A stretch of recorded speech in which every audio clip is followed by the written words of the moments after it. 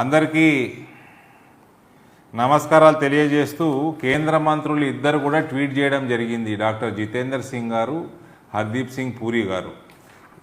జితేందర్ సింగ్ గారేమో ప్రధానమంత్రి కార్యాలయం మంత్రి, హర్దీప్ సింగ్ పూరి గారు పెట్రోలియం శాఖ మంత్రి.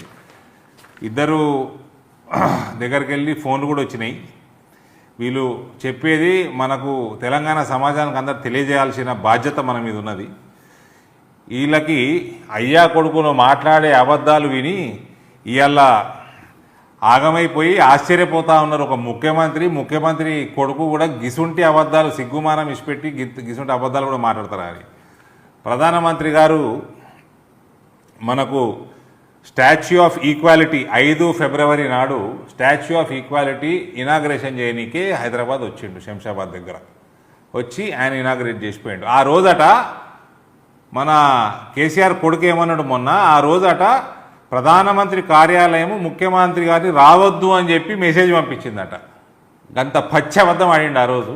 వీళ్ళకి అది తెలవంగానే వీళ్ళకి గిట్ల కూడా అబద్ధాలు ఆడతారని పరేషాన్ అయిపోయి ఇమీడియట్గా అక్కడి నుంచి ఇలా ట్వీట్ చేయడం జరిగింది.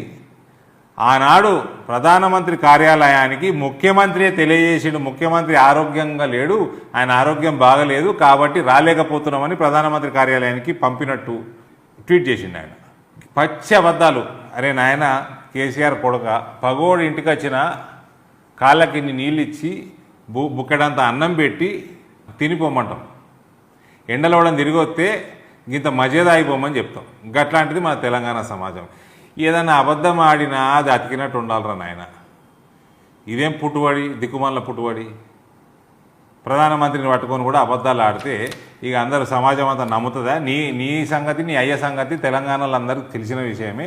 ఇగో వీళ్ళు ఢిల్లీలో మోదీ గారి క్యాబినెట్లో ఒక ముఖ్యమంత్రి కూడా ఇట్లా సిగ్గు ఇచ్చిపెట్టి అబద్ధాలు ఆడతారని పరిశాన్ ఉన్నారు, ఆగమైతున్నారు, ఆశ్చర్యపోతా ఉన్నారు.